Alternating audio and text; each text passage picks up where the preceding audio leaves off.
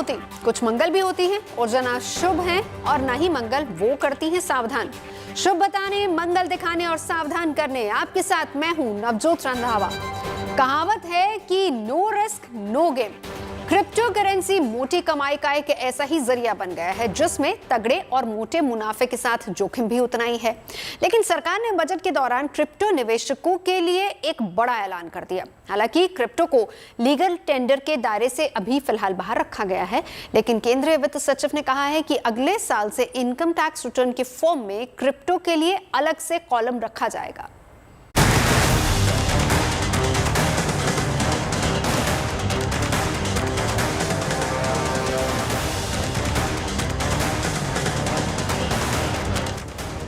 दुनिया भर में तेजी से लोकप्रिय हो रही क्रिप्टो करेंसी में निवेश करने वाले लोगों को उम्मीद थी कि इस बार के बजट में उन्हें क्रिप्टो को लेकर शुभ समाचार मिलेगा।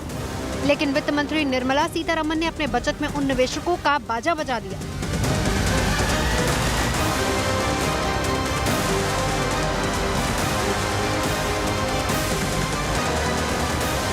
वित्त मंत्री निर्मला सीतारमण ने वर्चुअल डिजिटल एसेट रखने वालों पर भारी टैक्स का ऐलान कर दिया। वित्त मंत्री ने बजट पेश करते हुए कहा कि किसी भी तरह की वर्चुअल डिजिटल एसेट रखने पर 30% टैक्स चुकाना होगा, यानी क्रिप्टो से होने वाली आय पर अब निवेशकों को 30% टैक्स देना होगा। इसके अलावा क्रिप्टो करेंसी से ट्रांजैक्शन करने पर 1% का टीडीएस भी लगेगा। टीडीएस यानी कि टैक्स डिडक्शन एक्ट सोर्स, ये दरअसल इनकम टैक्स का ही एक हिस्सा होता है। Accordingly, for the taxation of virtual digital assets, I propose to provide that any income from transfer of any virtual digital asset shall be taxed at the rate of 30%. इतना ही नहीं, वित्त मंत्री ने ऐसी संपत्ति को उपहार में देने के मामले में भी भारी भरकम 30% टैक्स लगाने की घोषणा बजट भाषण में की है। इसे इस तरह से समझा जा सकता है कि अगर आप किसी को 1 लाख रुपए क्रिप्टो करेंसी गिफ्ट में देते हैं, तो जिसे आप गिफ्ट दे रहे हैं यानी गिफ्ट पाने वाले पर 30% की दर से टैक्स लागू होगा। अगर आप 1 लाख रुपए क्रिप्टो करेंसी गिफ्ट में देंगे तो ऐसे में उसे इसका 30% या 30,000 रुपए सरकार को टैक्स के रूप में देना होगा। ये जो बजट में 30% इनकम टैक्स के बारे में जो एफएम ने अनाउंस किया, आई थिंक इन जनरल ये बहुत ही पॉजिटिव डायरेक्शन है क्रिप्टो इंडस्ट्री के लिए, क्योंकि अब तक जो डाउट था वो ये था कि इंडिया क्रिप्टो को रेगुलेट करेगी कि बैन करेगी। अब ये क्लैरिटी आ चुका है कि इंडिया इसे रेगुलेट ही करेगी। क्रिप्टो पर 30% टैक्स के ऐलान के बाद केंद्रीय वित्त सचिव के बयान से साफ हो गया कि बिटकॉइन, इथेरियम समेत सभी विदेशी डिजिटल करेंसी लीगल टेंडर के दायरे में नहीं आएगी। सिर्फ आरबीआई से ही करेंसी को मान्यता दी जाएगी। हालांकि देश में क्रिप्टो निवेशकों की अच्छी खासी तादाद है। एक अनुमान के मुताबिक देश में करीब 10 करोड़ लोगों ने क्रिप्टो करेंसी में निवेश किया हुआ है और ये निवेश 40,000 करोड़ रुपए से ज्यादा का है। और इस निवेश के पीछे की बड़ी वजह है जबरदस्त रिटर्न्स, जिसकी वजह से युवाओं का रुझान क्रिप्टो की तरफ ज्यादा बढ़ रहा है। लेकिन क्रिप्टो करेंसी पर भारी भरकम टैक्स लगाए जाने से निवेशकों में मायूसी का माहौल है। एंड आई बिलीव जो क्रिप्टो में 30% टैक्स किया गया है, एटलीस्ट उसको बैन नहीं किया, so it's a welcoming step. But मेरे को लगता है 30% बहुत ही ज़्यादा टैक्स इम्पोज किया गया है। वहीं इस कारोबार से जुड़े लोगों का भी मानना है कि सरकार को स्पष्टीकरण देना चाहिए, जिससे आम लोगों को समझने में सहूलियत मिलेगी। कई मुद्दों पे स्पष्टीकरण की जरूरत है बिफोर, इसके पहले कि वो फैसला ले सके या कोई कानून बना सके। तो आई थिंक और भी एक्सपर्ट्स को बुलाया गया है जिससे कि वो समझा जाए कि क्रिप्टो करेंसी एग्जैक्टली क्या है, क्योंकि जैसे ही हमने कहा कि डिजिटल करेंसी के ऊपर 30% का टैक्स लगाया गया है, तो यहाँ डिजिटल करेंसी की क्या डेफिनेशन है? क्या डिजिटल करेंसी वो सारी क्योंकि वो सारी करेंसीज जो डिजिटली यूज हो रही हैं वो डिजिटल करेंसी है।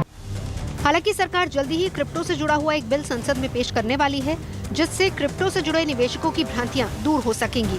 Bureau report, good news today. Crypto currency को लेकर केंद्रीय वित्त सचिव ने साफ कर दिया है कि बिटकॉइन और इथेरियम जैसी करेंसी लीगल टेंडर के दायरे में नहीं आएगी।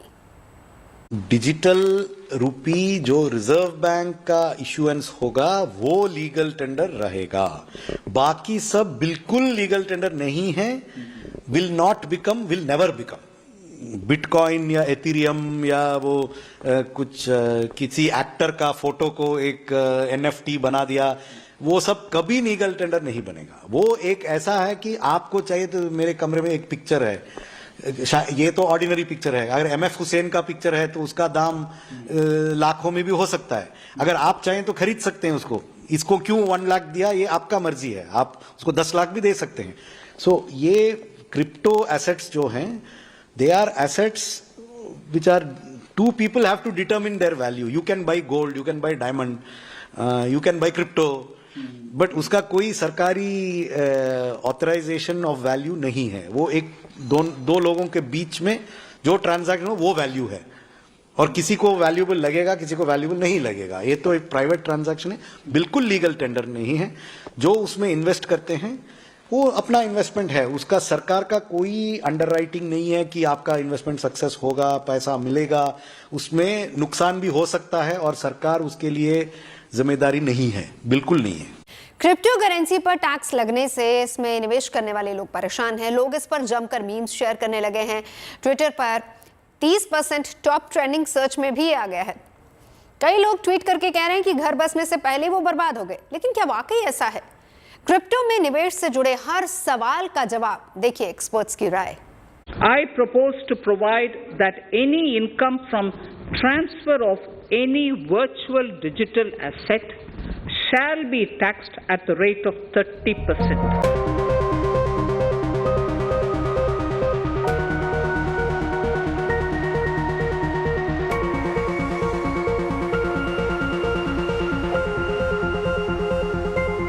क्या सरकार ने टैक्स लगाकर क्रिप्टो में निवेश को हरी झंडी दे दी? क्या सरकार के इस फैसले के बाद भारत में क्रिप्टो का निवेश पहले से कहीं ज्यादा सुरक्षित हो जाएगा? नॉर्मली आप किसी भी एसेट में अगर इन्वेस्ट करते हैं और उसमें लॉस होता है, रियल एस्टेट, स्टॉक मार्केट, तो उसका आप लॉस कैरी फॉरवर्ड कर सकते हैं, पर इसमें कैरी फॉरवर्ड भी नहीं है। तो ये थोड़ा सा डिस्करेजिंग वो है कि इससे लोग कम इन्वेस्ट करें और टैक्सेस ज्यादा हों। हालांकि क्रिप्टो करेंसी में निवेश को बहुत जोखिम भरा माना जाता है, क्योंकि इसमें निवेश करने पर कब क्या होगा ये नहीं कहा जा सकता। शायद इसीलिए ज्यादा टैक्स लगाकर सरकार की कोशिश छोटे निवेशकों को इससे दूर रखने की रहेगी। इसके अलावा हर ट्रांसफर पे, मान लीजिए आपने एक अपने वॉलेट जहां पे ये स्टोर होता है उससे दूसरे वॉलेट में ट्रांसफर किया, या अगर आपने किसी को लोन की फॉर्म में दिया तो उस पे भी 1% TDS साथ के साथ लग जाएगा, जो ऑल्सो डिस्करेजिंग होगा, क्योंकि डिजिटल करेंसीज का होल आइडिया है कि उसमें जब भी आप ट्रांसफर करेंगे कोई कॉस्ट नहीं होगी, कोई इनएफिशिएंसी नहीं होगी। बट अगर अब हर ट्रांजैक्शन पे 1% लगने वाला है तो ये अमाउंट बहुत बड़ा हो सकता है। हालांकि तमाम ऐसे सवाल हैं जिनके जवाब मिलने अभी बाकी हैं, जिसमें एक सवाल ये है कि क्या इसे शेयर बाजार पर निगरानी रखने वाली सेबी रेगुलेट करेगी या फिर इसके लिए किसी नई संस्था का ऐलान होगा। लेकिन क्रिप्टो करेंसी में भारत में निवेश करने वालों की एक बड़ी संख्या है जिनको क्रिप्टो में भविष्य नजर आता है। ये एक नई टेक्नोलॉजी है, तो नई टेक्नोलॉजी के हमेशा दो तरह के फायदे होते हैं। या तो वो टेक्नोलॉजी बहुत ज्यादा आगे जाके मेन स्ट्रीम बन जाती है और एक जरूरत बन जाती है लोगों की। जब कोई चीज किसी लोगों की जरूरत बन जाती है तो उसके भाव अपने आप ऊपर उठते हैं। अब एक नई तरह की डिजिटल इंफ्रास्ट्रक्चर जिसको कह सकते हैं, ब्लॉकचेन आ रही है, जो कि बहुत हद तक इंटरनेट है, लेकिन ये कंट्रोल नहीं की जा सकती है किसी भी सेंट्रलाइज एंटिटी की वजह से। बता दें कि भारत में नोटबंदी के बाद डिजिटल करेंसी का चलन तेजी से बढ़ा है और अब महामारी ने इसे आम लोगों की जिंदगी का हिस्सा बना दिया। ऐसे में सरकार द्वारा जारी डिजिटल करेंसी ही भविष्य तो है, लेकिन सवाल यह है कि क्या ऐसा क्रिप्टो करेंसी के लिए कहा जा सकता है? क्रिप्टो करेंसी के बारे में निवेशक चाहे जो भी कहें, लेकिन इसको समझे बिना निवेश करना बर्बादी होगी। इसीलिए जानकारों का कहना है कि छोटे निवेशकों की इससे दूरी बनाए रखना ही समझदारी है। Bureau report, good news today. और क्रिप्टो करेंसी की जानकारी के राठौर से हमारे संवाददाता वरुण सिन्हा ने खास बातचीत की। आइए हम आपको सुनवाते हैं क्रिप्टो करेंसी पर क्या कहना है उनका। तो बजट में ये बात स्पष्ट हो गई कि अगर आप क्रिप्टो करेंसी में इन्वेस्ट करते हैं तो आपको 30% सरकार को इंटरेस्ट या फिर कहा जाए तो टैक्स देना होगा। ये 30% जो है वो कहीं ना कहीं उस बात से तो अच्छा है जहां ये संशय लगा हुआ था मार्केट में कहीं ऐसा ना हो कि भारत में क्रिप्टो बैन हो जाए। तो ये क्रिप्टो करेंसी के फिलहाल हालात कैसे हैं और आप इसे 30% को कैसे देखते हैं? अच्छा सर, देखो क्रिप्टो करेंसी से यहाँ भारत के काफ़ी क्रेज़ है और ये इसलिए यंग जनरेशन जो है उसके लिए काफ़ी स्कोप है। जैसे जब पीएम मोदी जी ने कहा कि डिजिटल करेंसी आरबीआई लॉन्च करेगा तो कहीं ना कहीं वो क्रिप्टोग्राफी के तौर पे ही ब्लॉकचेन पे लॉन्च होगा। और रहा ये टैक्स वाली बात 30%, और इसमें क्या सर काफ़ी ग्रोथ है, तो कोई आदमी इसमें कमा रहा है प्रॉफिटली तो 30% देने में कोई हर्ज नहीं है। और सर दूसरा बेनिफिट ये है कि अगर हम टैक्स देते हैं तो ये लेगेट होगा, ये एक तरह का, और आने वाले टाइम में ये रेगुलेशन हो जाएगा इंडिया में। तो ये काफ़ी अच्छी टेक्नोलॉजी है, जैसे कि हार्ड मनी जब हम फ्लो कर रहे हैं तो उससे डुप्लीकेसी होती है काफ़ी। तो ये ब्लॉकचेन है क्या, सॉफ्ट मनी है, ट्रांसपेरेंसी इसमें काफ़ी होगी, सेफ एंड सिक्योर रहती है। ये काफ़ी अच्छा सर्विस इसके लिए। AK राठौड़ जी के बारे में बता दूं, क्रिप्टो एक्सपर्ट हैं और मार्केट को बहुत ही बारीकी से समझते हैं। राठौड़ साहब, मुझे ये बताइए कि अगर हम कहें, क्योंकि पिछले कुछ दिनों से मार्केट बहुत डाउन जा रहा है, लोगों ने डर के मारे इन्वेस्टमेंट इसलिए भी नहीं किया कि उनको दिमाग में संशय था कहीं ऐसा ना हो कि सरकार जो है वो क्रिप्टो को बैन कर दे। अब आपको लगता है कि मार्केट बन सकता है और आने वाले समय में जो करीब 4 करोड़ लोग इन्वेस्ट कर चुके हैं इंडिया में और ज़्यादा करना चाहते हैं, तो एक बड़ा मार्केट अब खुल जाएगा? हाँ बिल्कुल, कि पहले क्या है कि काफ़ी जो छोटे इन्वेस्टर्स हैं या फिर जो न्यू भी हैं, उनको डर था कि गवर्नमेंट बैन न कर दे तो उनका पैसा डूब जाए। अब जैसे कि इस बजट में इस पर टैक्सेबल कर दिया है तो लोग जिसमें रुझान लेंगे, ज़्यादा लोग इन्वेस्ट करेंगे, इसमें इंटरेस्ट लेंगे। और जो ये मार्केट जो वॉलेटिलिटी है इसमें काफ़ी ज़्यादा है कि मार्केट क्या है कि ईयर एंड है तो लोग पैसा निकालते हैं, तो जिस वजह से क्या ये मार्केट डाउन जाती है। लेकिन ओवरऑल ये मार्केट अभी जाएगी। जैसे स्टार्टिंग में क्या बिटकॉइन 6 रुपये का था, आज ये 30, 35, 50 लाख तक पहुंच गया था। तो ये मार्केट में करेक्शन है, नॉट ये नीचे नहीं आया है। कभी ऐसी स्थिति आ सकती है, आपको लगता है कि लोग शेयर मार्केट के मुकाबले जो हैं वो क्रिप्टो में ज़्यादा इन्वेस्ट करें? क्योंकि पिछले कुछ दिनों में अगर 2-3 सालों में देखा जाए तो लोगों ने इन्वेस्ट किया है इसमें। यस बिल्कुल, जो शेयर मार्केट की डिफरेंट थिंग है वो कि सेंट्रलाइज है, ये सेबी के अंडर आता है। ये जो ब्लॉकचेन है या क्रिप्टो करेंसी है ये डिसेंट्रलाइज है, ये किसी के अंडर अभी आई नहीं है। जब किसी के अंडर आएगी तो ऑब्वियसली कहीं ना कहीं सेफ एंड रेगुलेशन फ्रीडम होगा, दायरे में होगा, अप एंड डाउन इतना जाएगा नहीं। जैसे आरबीआई का है, आरबीआई का सपोज लॉन्च करती है तो क्रिप्टोग्राफी बेसिकली शेयर मार्केट की तरह ही होगा और नॉर्मली रेंज में रहेगा, उसमें इतनी अप एंड डाउन की गुंजाइश कम होगी। वित्त मंत्री निर्मला सीतारमण ने देश का बजट रखते हुए देश को डिजिटल करेंसी की सौगात का ऐलान तो कर दिया और इसे अप्रैल के बाद रिजर्व बैंक जारी भी कर देगा। वहीं केंद्रीय वित्त सचिव टीवी सोमनाथन ने साफ कर दिया है कि डिजिटल करेंसी के अलावा किसी भी दूसरी क्रिप्टो करेंसी को कानूनी मान्यता नहीं दी जाएगी। क्रिप्टो करेंसी के जरिए करोड़पति बनने का सपना देखने वालों को जहां एक तरफ झटका लगा, वहीं दूसरी तरफ बजट पेश करने के दौरान वित्त मंत्री निर्मला सीतारमण ने डिजिटल करेंसी का भी ऐलान किया। हालांकि ये डिजिटल करेंसी पूरी तरह से सरकार के नियंत्रण में होगी। डिजिटल रुपया फिनटेक से जुड़े सेक्टर को अनेक अवसर देगा। इससे कैश को प्रिंट करने, हैंडल करने, डिस्ट्रीब्यूट करने में जो बोझ पड़ता है वो भी कम होगा। सरकार के नियंत्रण वाली इस डिजिटल करेंसी को रिजर्व बैंक ऑफ इंडिया जारी करेगा, जिसे आप डिजिटल रुपया भी कह सकते हैं। वित्त मंत्री सीतारमण ने कहा है कि ये डिजिटल रुपी इस वित्त वर्ष की शुरुआत में ही लॉन्च कर दी जाएगी। Introduction of a central bank digital currency will give a big boost to digital economy. Digital currency will also lead to a more efficient and cheaper currency management system. It is therefore proposed to introduce digital rupee using blockchain and other technologies to be issued by the Reserve Bank of India starting 2022 and 23. वित्त मंत्री सीतारमण ने घोषणा तो कर दी, लेकिन इसको लेकर देश की जनता के मन में कई सवाल हैं। सवाल ये कि क्या डिजिटल रुपी को ब्लॉकचेन टेक्नोलॉजी या फिर दूसरी टेक्नोलॉजी के इस्तेमाल के जरिए पेश किया जाएगा? क्या ये डिजिटल इकोनॉमी को बिग बूस्ट देगा? क्या ये करेंसी मैनेजमेंट को ज्यादा एफिशिएंट और कम लागत वाला बनाएगा? और सरकार जिस डिजिटल करेंसी की बात कर रही है, आखिर वो क्या होगा, कैसे काम करेगा और इसके फायदे क्या हैं? बता दें किसी केंद्रीय बैंक की डिजिटल करेंसी को सेंट्रल बैंक डिजिटल करेंसी कहा जाता है। सरकार की मान्यता के बाद देश का केंद्रीय बैंक इसे जारी करता है। डिजिटल करेंसी उस देश की केंद्रीय बैंक की बैलेंस शीट में भी शामिल होती है। यह डिजिटल करेंसी दो तरह की होती है, रिटेल और होलसेल। रिटेल डिजिटल करेंसी का इस्तेमाल आम लोग और कंपनियां करती हैं, जबकि होलसेल डिजिटल करेंसी का इस्तेमाल वित्तीय संस्थाएं करती हैं। आसान भाषा में कहें तो यह भारतीय रुपया ही होगा, लेकिन डिजिटल फॉर्मेट में होगा। रिजर्व बैंक ऑफ इंडिया का सेंट्रल बैंक डिजिटल करेंसी यानी CBDC एक लीगल टेंडर होगा और इसका इस्तेमाल बिल्कुल सामान्य ढंग से उसी तरह किया जा सकेगा जिस तरह रुपए, सिक्कों या फिर किसी पेमेंट ऐप का किया जाता है। डिजिटल करेंसी और क्रिप्टो करेंसी को लेकर कंफ्यूज होने की जरूरत नहीं है। दोनों करेंसियों में काफी अंतर है। डिजिटल करेंसी की कानूनी वैधता होती है जिसे देश का केंद्रीय बैंक जारी करता है। इसका खुले तौर पर नागरिकों को इस्तेमाल करने की छूट होती है। क्रिप्टो करेंसी एक मुक्त डिजिटल एसेट है।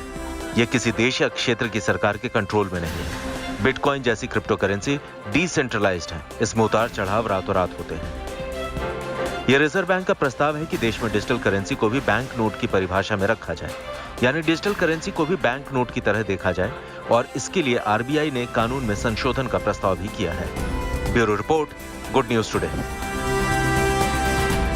और केंद्रीय वित्त सचिव टीवी सोमनाथन ने यह भी कहा कि सिर्फ डिजिटल करेंसी ही लीगल होगी जिसका रिजर्व बैंक के पास बाकायदा पूरा रिकॉर्ड होगा, और इसके अलावा किसी भी क्रिप्टो करेंसी को मान्यता नहीं दी जाएगी।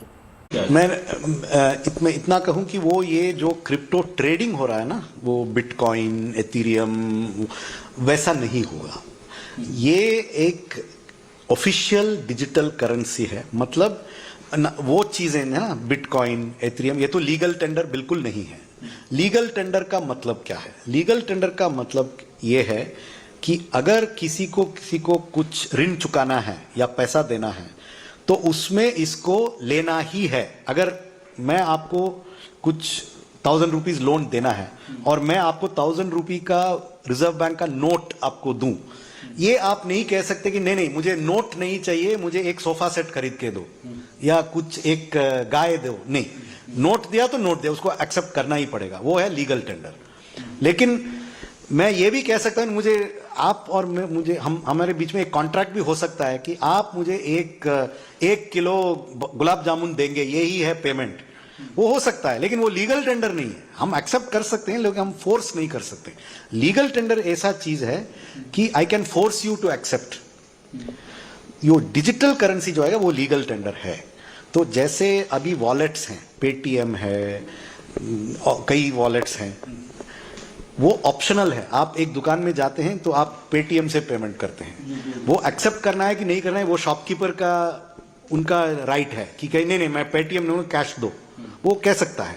लेकिन डिजिटल रुपी एक ऐसा रुपी है कि रिजर्व बैंक के द्वारा उसका इश्यूएंस होगा। जैसे करेंसी में एक नंबर है, उनका हर एक रुपी का उनके पास रिकॉर्ड रहेगा डिजिटल कि हमने 1500 रुपया का एक डिजिटल करेंसी, ये इतना।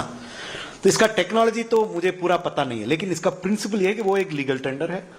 और अगर आप किसी को पे करना चाहते हैं तो बिना कैश के इक्विवेलेंट है।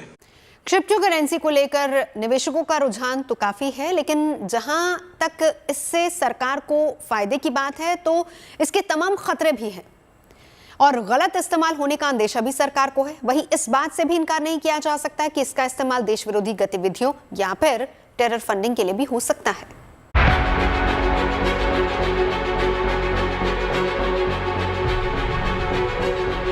क्रिप्टो करेंसी एक ऐसी दुविधा है कि एक और अर्थव्यवस्था को मजबूती देती है तो वहीं दूसरी ओर कई तरह के खतरों को निमंत्रण भी देती है। ऐसे में सरकार ने काफी सोच विचार के बाद इस डिजिटल करेंसी पर पूरी तरह से पाबंदी लगाने के बजाय इसे रेगुलेट करने का फैसला किया और बजट में इसका ऐलान किया गया। दरअसल भारत में क्रिप्टो करेंसी में निवेश करने वाले तेजी से बढ़ रहे हैं। एक अनुमान के मुताबिक भारत में क्रिप्टो में निवेश 45,000 करोड़ रुपए से अधिक का है। 1.5 से 2 करोड़ लोगों ने क्रिप्टो करेंसी में निवेश कर रखा है। अनुमान है कि 2032 तक इस डिजिटल एसेट का हमारी इकोनॉमी में $1 लाख करोड़ से ज्यादा का योगदान हो सकता है। लेकिन सरकार की बड़ी चिंता ये है कि क्रिप्टो फंड्स का गलत इस्तेमाल हो सकता है। इसका इस्तेमाल देश विरोधी गतिविधियों या फिर टेरर फंडिंग के लिए भी हो सकता है। दुनिया भर की सरकारें टेरर फंडिंग और मनी लॉन्ड्रिंग के मुद्दे का सामना कर रही हैं। इनमें क्रिप्टो करेंसी का भी अहम योगदान हो सकता है। यहाँ तक कि फाइनेंशियल एक्शन टास्क फोर्स ने भी आगाह किया है कि डिजिटल करेंसी अपराधियों के लिए नया अवसर पैदा कर सकती है। ऐसे में सरकार की चिंता लाजमी है। Bureau report, good news today. उम्मीद है आपका दिन शुभ रहा। कल की मंगल कामना के साथ आपको रहना है सावधान भी। मुलाकात होगी कल। दीजिए इजाजत, देखते रहिए गुड न्यूज टुडे।